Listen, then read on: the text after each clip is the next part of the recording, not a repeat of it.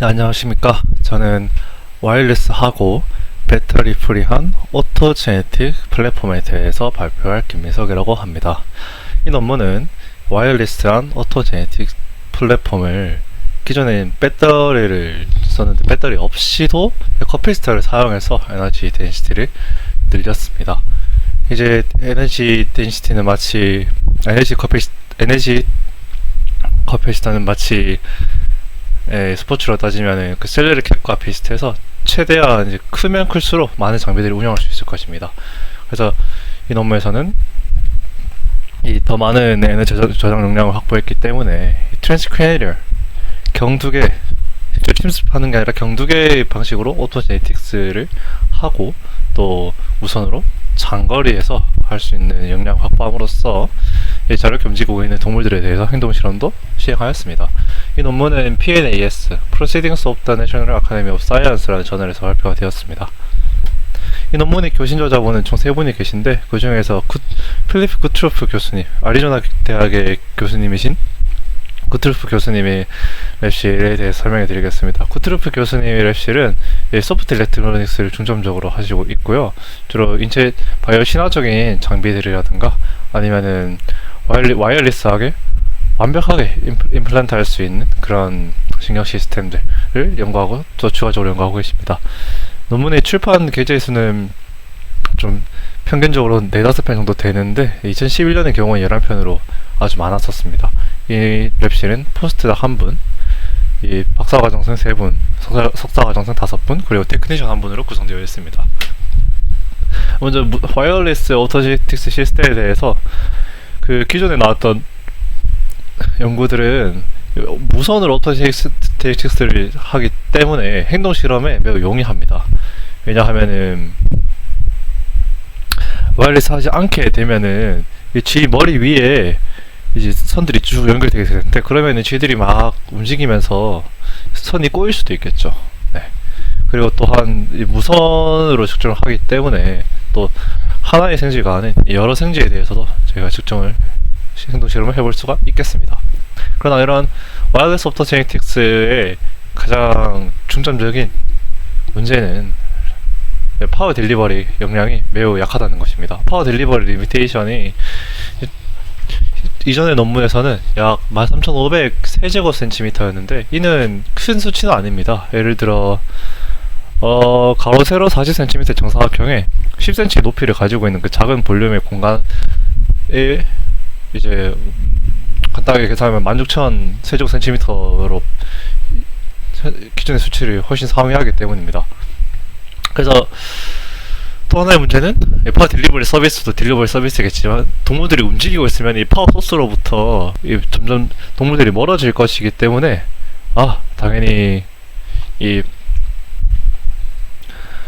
멀어지면 멀어질수록 파워 딜리버리 되는 파워가 줄어들 것이고 또 파워 딜리버리가 약하게 되면은 파워 컨섬션이 큰 그런 장비들이 임플란트 하기 쉽지가 않을 것입니다. 그래서 기존 연구들은 이런 식으로 주로 다 로저스 교수님의 연구실에서 연구가 되었던 것들인데요. 코일을 통해서 전력을 수급받은 다음에 오토제네틱스를 수행을 하는데 기존 연구들은 쥐가 고개를 들어 올릴 때 딜리버리 역량이 확 떨어지는 등 그런 한계가 있었습니다. 그래서 이 논문에서는 기존에 지적되었던 문제들을 와이어리스 시스템에서 그 파워 딜리버리 서비스를 크게 개선을 했습니다. 배터리를 사용한 부피가 크기 때문에 이 커피스터를 사용해서 작은 용량에서도 많은 에너지 커피시티를 확보를 했습니다. 그래서 아주 큰 실험 환경에서 에너지 컨섬션이 많은 장비를 사용할 수 있게 되었습니다. 그리고 오토제네틱스 중에서도 이제 침습형으로 하는 거에 비해서 이 두개골 위에서 빛을 쏴주는 거는 깊은 영역에 자극을 하기 위해서는 더 큰 옵티컬 파워 인텐시티가 필요한 LED를 써야 되기 때문에 더 많은 파워를 컨섬션합니다. 그래서 실제로 경두개 자극을 통해서 이 에너지 캐퍼시티 증가했기 때문에 가능해졌기 때문에 이러한 트랜스크래니얼 오토제네틱스를 사용해서 행동 실험까지 이동해서 수행을 하였습니다. 전체적인 그림이 다 같고요. 직관적으로 봤을 때 전적과 학생들이면 간단하게 다뤄볼 수 있는 회로의 형태입니다. 먼저 파워 서플라이로부터 13.56MHz 이제 블루투스 죄송합니다. 그 NFC나 그 RFID 쪽에서 쓰는 주로 쓰는 주파수 대역이고요. 서로 각 수신단과 송수신단의 안테나에서 매칭을 시켜줍니다. 이 커패시터는 커플링용 커패시터이고, 이거는 이제 셔키 다이오드로 렉티파이어용 다이오드입니다. 이것도 렉티파이어에서 이제 클램핑용 커패시터이고요. 이쪽이 이제 커패시터 뱅크가 됩니다. 이쪽은 제너 다이오드로서 과전압을 방지하고, 이쪽에 드롭아웃, 로우 드롭아웃 레귤레이터가 하나 있습니다. 3.3V, 여기 커패시터 뱅크 사이에 한 5.6V가 걸리게 되는데 3.3V를 레귤레이트 시켜주게 되고, 마이크로 컨트롤러가 커런트 싱크로 이제 활용이 되는 모습입니다. 다음과 같이 디바이스를 제작을 해서 이러한 크기의 70 곱하기 70 곱하기 10cm, 15cm의 그런 환경에서 실험을 하고, 실제 G 내에서 G 내 위에다가 빛을 이런 듀티 사이클을 통해서 쏴주게 됩니다. 그래서 쭉 주는 게 아니라 팔성식으로 듀티 사이클을 조절해 가면서 프리퀀시를 조절해 가면 듀티 사이클과 프리퀀시를 조절해 가면서 빛을 쏴주게 되는 것입니다.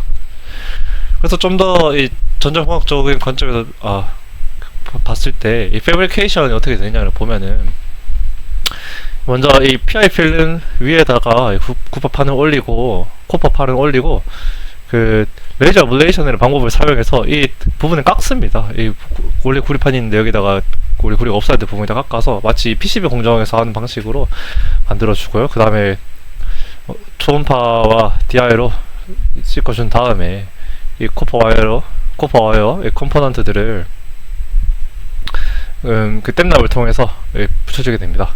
그 다음에 이제 각 파트들이 이 UV를 사줄 때 붙는 풀들을 통해 UV 큐러블 글루를 통해서 붙게 되고요. 그 다음에 이 페릴리를 통해서 캡슐레이션 되게 되는 것입니다. 전자공학적인 관점에서 봤을 때 먼저 각각의 커플링 커패시터의 주파수, 그리고 주파수 그 커피스턴스, 그리고 렉티파이어 캐퍼시턴스의 커패시터의 커패시턴스, 그리고 커패시터 뱅크의 커패시턴스는 각각 방과 같습니다.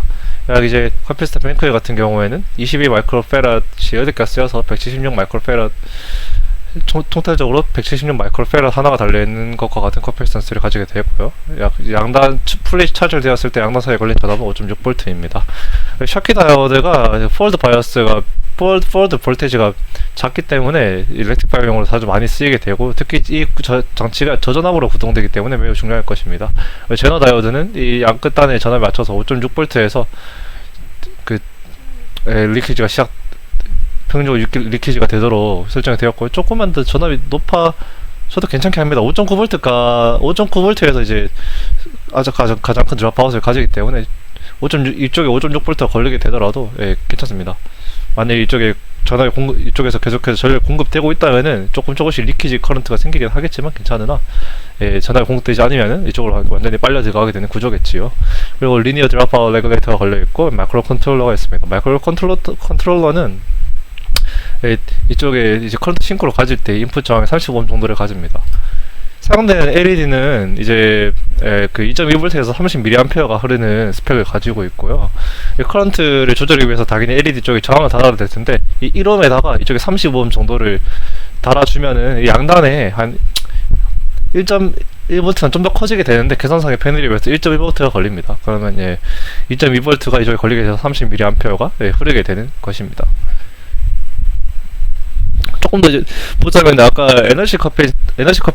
에너지 캐패시티를 보자면은 이 양단에 걸린 전압이 5.6V, 그리고 이 커패시터 뱅크의 커패시턴스가 176 마이크로페럿이기 때문에 저희가 이제 전자장 시간에 배웠던 그 식을 그대로 적용을 해 보면 약 2.7 미리줄의 고장 에너지 커패시티 가집니다.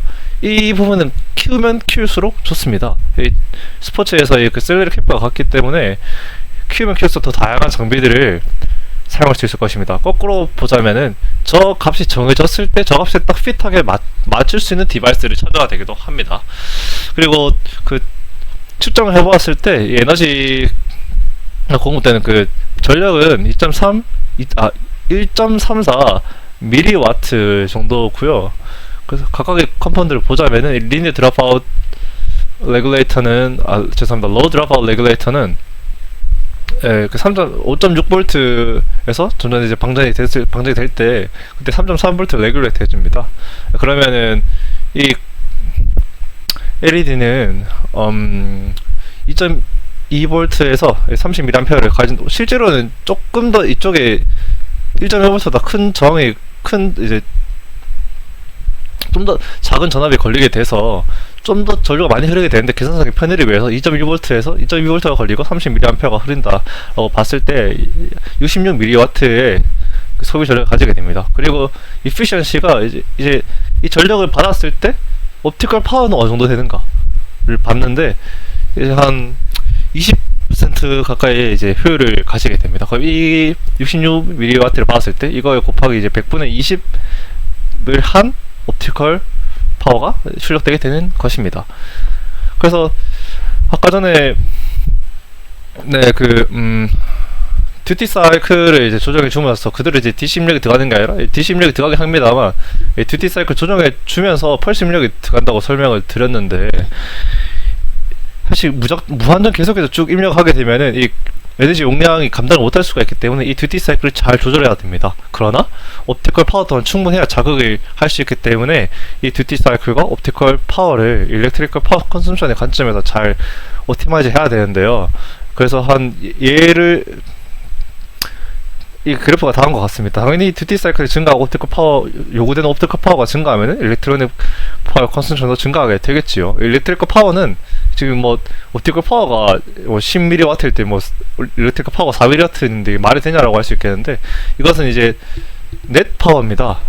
이쪽에서 이제 이 지점에서들은 예를 들어 60 마이크로와트가 가해지게 되더라도 그 전체적으로 이제 평균 냈을 때 얼마가 되는가를 보는 것이고, 이 옵티컬 파워는 이 한 지점에서 옵티컬 파워가 얼마가 되는 것입니다. 옵티컬 파워가 10mW면 이제 이피시언시가 20일 때 파워 컨섬션은 50 마이크로와트가 되겠죠. 그렇게 계산을 하는 것입니다. 계산 한번 쭉 해보자면은 1%의 듀티 사이클을 가지는 자극에 대해서 LED 파워 66 마이크로와트를 소비한다고 했으면 옵티컬 파워는 당연히 12.8 밀리와트가 될 것이고, 그러면 66 마이크로와트를 듀티 사이클 1%라고 했으니까 계산해보면은 전체 시간에서 0.66 마이크로와트를 소모하는구나 라고 계산할 수 있게 될 것입니다. 그러면 공급되는 것보다 적게 소모하니까 당연히 이 정도 듀티 사이클을 쓸 수가 있겠지만 5%의 듀티 사이클은 어떻게 되는가 이렇게 계산해보면은 3.3 마이크로와트를 밀리와트를 소모하게 되기 때문에 이 시스템에서는 5%의 듀티 사이클은 좀 힘들겠구나 라고 생각할 수가 있는 것입니다. 그리고 마이크로 컨트롤러의 경우에는 이제 어타이니 84A가 쓰였고, 이 마이크로 컨트롤러는 1.8V에서 5.5V 사이에서 작동하도록 되어 있고 커런트 싱크로 쓰였습니다. 이 마이크로 컨트롤러는 이 주파 입력이 지금 여기 보면은 총 하나, 둘, 셋, 넷, 다섯, 여섯, 일곱, 여덟, 아홉, 열, 하나, 둘, 셋, 12개의 비트 입력이 들어가게 되는데요. 이거 비트는 다음과 같이 나누게 되고요. 그 입력 시간을 다르게 해서 그 비트를 구분할 수 있게 되고요. 처음 이제 작동하기 전에 다음과 같은 입력을 주었을 때 프리퀀시와 듀티 사이클을 저희가 무선으로 조정해 줄 수가 있습니다. 다만 정확히 어떤 값을 넣어줬을 때 어떤 듀티 사이클과 프리퀀시가 되는지에 대한 알고리즘은 이 논문에서 제시를 하고 있지 않긴 합니다. 구성을 보시면 이제 소프트웨어 인터페이스에서 듀티 사이클을 얼마로 조정해줘, 그리고 프리퀀시 얼마 조정해줘 라고 했을 때 이 장치를 구동하려는 그 구동 입력은 빠르게 써야 되기 때문에, 빠르게 전달돼야 되기 때문에 TTL이 쓰였습니다. TTL을 통해서 앰플리파이어가 입력을 이제 주면은 이 튜너가 이거는 이제 임피던스 매칭을 위해서 있는 것이고요. 안테나를 통해서 이 디바이스의 프리퀀시 듀티 사이클 입력할 수 있게 되는 것입니다. 전체 보시면 이 볼테이지는 커피스트 양단의 볼테이지고요. 위에 검은색 볼테이지는 입력되는 볼테이지입니다. 막 오실레이션 실제로 되고 있는 것이고요. 이 인텐시티는 이 LED 인텐시티입니다. 그래서 자세히 이 단면을 보자면은 전력은 계속해서 공급돼야 됩니다. 공급되지 않으면은 이제 마이크로 컨트롤러의 저항이나 혹은 아까 제너다이어 쪽 혹은 리니어 드랍아웃 레귤레이터, 로우 드랍아웃 레귤레이터 쪽으로 방전이 되게 되겠죠. 그래서 계속해서 전력이 공급되고 있는 상태에서 픽하고 LED가 잠깐 켜졌다 꺼지게 되면 당연히 파워 컨섬션이 일어나게 될 것입니다. 그러다가 다시 계속 전력 공급되고 있으니까 LED가 켜졌지 않으면 다시 쭉 충전이 되게 될 것이고 다시 이제 충전이 되게 될 것이고 다음과 같은 방식으로 작동하게 되는 것입니다. 그래서 우리는 이제 무선으로 듀티 사이클과 프리퀀시를 조정할 수 있게 되는 것입니다. 그리고 이제 무선 시스템을 사용하기 때문에 익스페리먼트 서컴스턴스에 대해서 설명하지 않을 수가 없겠는데요. 아까 기존의 논문과 비교했을 때 이 파워 딜리버리 영역이 커졌기 때문에 좀 더 이제 스페이스가 커지면은 한 공간에 전달되는 에너지 데니시티가 좀 더 줄어들게 될 것입니다만 그래도 죄송합니다. 증가하게 될 것입니다만 실제로도 이 에리어가 원래 이 정도에서 원래 기존에 비해서 4배 그리고 볼륨은 4배 정도까지 증가했습니다. 물론 이 높이를 고정하고 에리어를 증가시켰다는 뜻이겠지요. 그래서 보면은 이 실제 실험 환경에서는 11cm 그리고 4cm의 이 송신용 안테나가 달려 있고 그리고 각 지점에서 시뮬레이션을 돌려본 결과 8cm 이게 아마 8cm, 6cm 그리고 10cm 지점이었는지 정확히 기억 안 납니다. 각 지점에서 그 시뮬레이션 돌려본 결과 최소 약 아까 말씀드렸던 1.34 mW가 이제 관측이 됩니다. 충분히 이제 파워 서플라이를 해줄 수가 있고요. 그러면 이 사이즈를 좀 더 키울 수 있는가?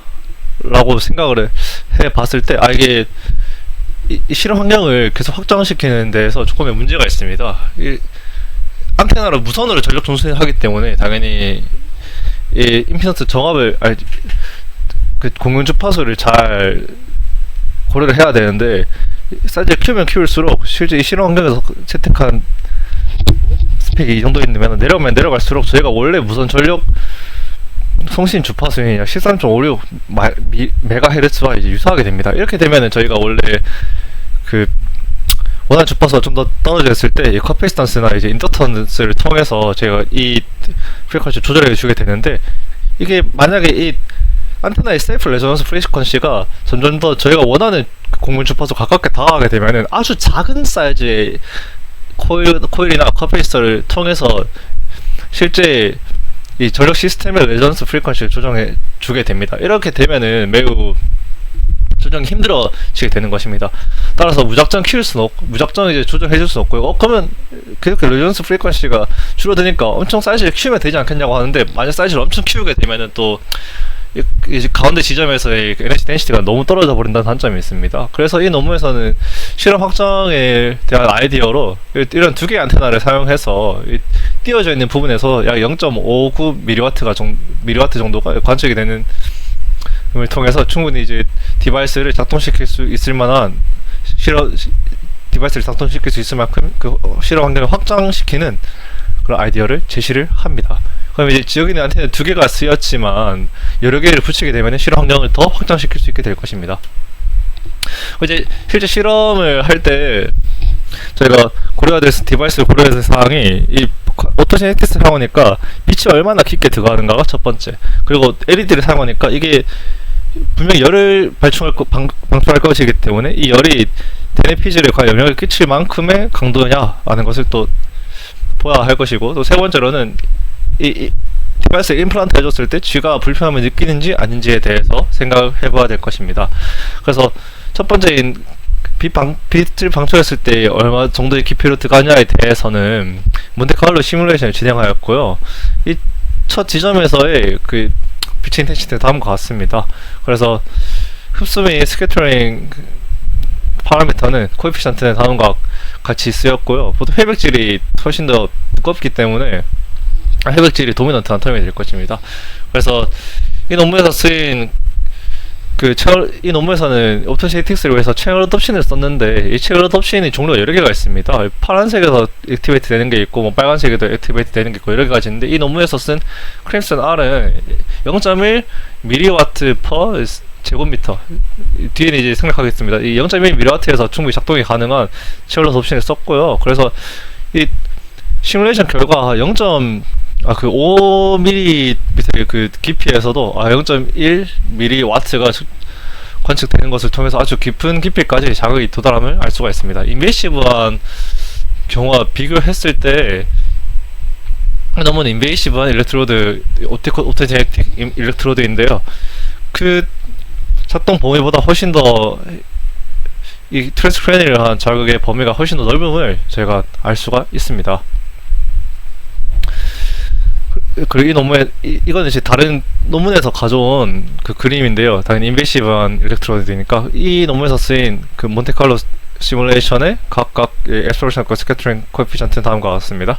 그리고 제가 트랜스크레니얼하게 작용하기 때문에 이 실제로 이 두개골의 그 앱솔루션 그 스캐터링 수치가 꽤나 높습니다. 그래서 두개골의 두께가 영향을 끼칠 수 있게 되는데, 실제 G 스컬의 thickness는 약 250 마이크로미터입니다. 그래서 제가 만약에 너무 두개로 두껍게 됐을 때 충분히 플리시해서 마찰해서 깎아주게 됨으로써 더 나은 성능을 만들 수 있기 때문에, 과연 이게 두개골의 두께가 영향을 끼치는가 또 확인해 볼 수가 있는데, 결과적으로는 두께골의 두께는 크게 영향을 끼치지 않는다는 결과를 얻게 되었습니다. 그리고 이제 히트에 대해서는, 이거는 이제 또 시뮬레이션이고, 실제 프로브가 위치한 열을 관측한 프로브를 다양한 지점에서 다르게 위치시키면서 각 지점에서 얼마나 LED를 켜졌을 때 이 열이 얼마나 증가하는지를 보았습니다. 그랬을 때 실제로는 그 열의 증가 폭이 그 뇌가 있는 그 지점이 이 깊이가 원래 1mm 정도 되는 지점일 텐데, 왜냐면 이쪽에 척수액이 쌓여 있습니다. 이 지점에서 그 열이 얼마나 배는지를 보는 결과 이제 크게 변하지는 않는다라는 결과를 얻게 되었습니다. 그래서 시뮬레이션 결과 이 뇌가 있는 부분에서 0.37도 정도의 증가를 보였는데, 실제 프로브를 꽂았을 때는 0.2도 정도의 증가를 통해서 전혀 문제가 없다라는 결과를 얻게 되었고, 또 컴포트에 대해서도 이 컨트롤 그룹과 임플란트한 그룹의 결과를 비교해본 결과 탐색 영역의 비율과 그 이동한 거리에 대해서도 큰 차이가 보이지 않음을 통해서 이 착용감과 이 열의 변화가 전혀 인비보 실험에서 문제를 끼치지 않겠다라는 결과를 얻게 되었습니다. 실제로 인비보 실험은 G의 오른쪽 M2 피지를 자극을 시켜줌을 통해서 진행이 되었고요. 실제 자극이 되었을 때 G가 뱅글뱅글 반시계 방향으로 돌아야 제대로 실험이 되었는데, 실제로 자극을 주었을 때 잘 돈다는 것을 알 수가 있습니다. 그래서 태어난 지 생후 40에서 60일 정도 지난 생쥐를 이 바이러스 오토 채널 어둡신을 줄 수 있는 바이러스 인젝션 해줬고요. 약 14에서 21일이 지난 다음에 디바이스를 삽입시켜주고 좀 회복을 시켜준 다음에 그 행동 실험을 하였습니다.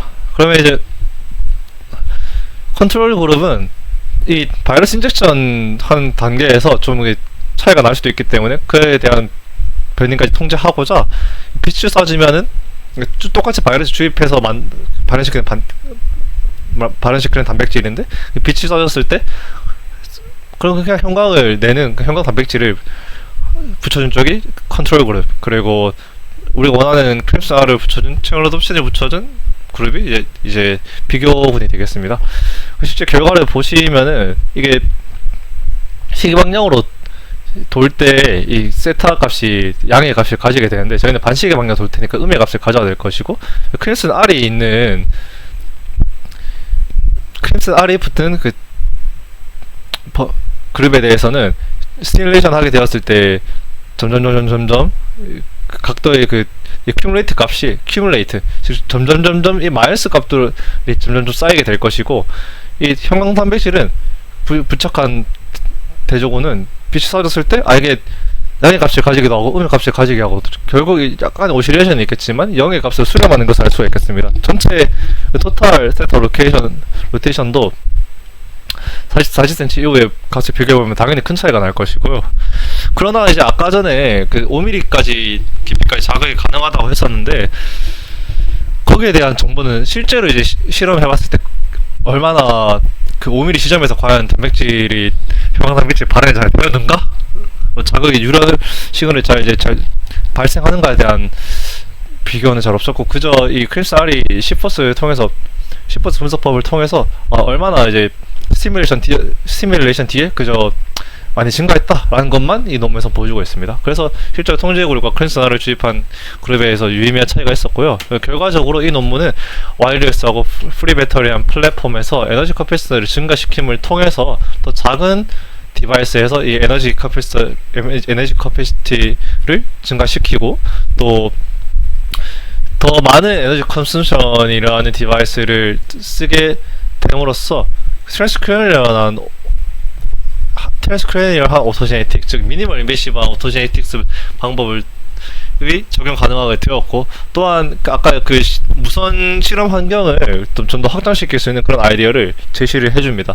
이를 통해서 더 많은 에너지 커피시티가 더 늘어났기 때문에 또 다른 이 에너지 커피시터의 그 안에서 여러 다른 장비들도 또 사용해볼 수 있을 것이고, 또한 아까 그 LED 히트라든가 옵티컬 파워에 대한 시뮬레이션을 했기 때문에 이러한 연구 결과들이 추후의 결과에 있어서 레퍼런스로 또 쓸 수가 있을 것입니다. 이상으로 발표를 마치겠습니다. 감사합니다.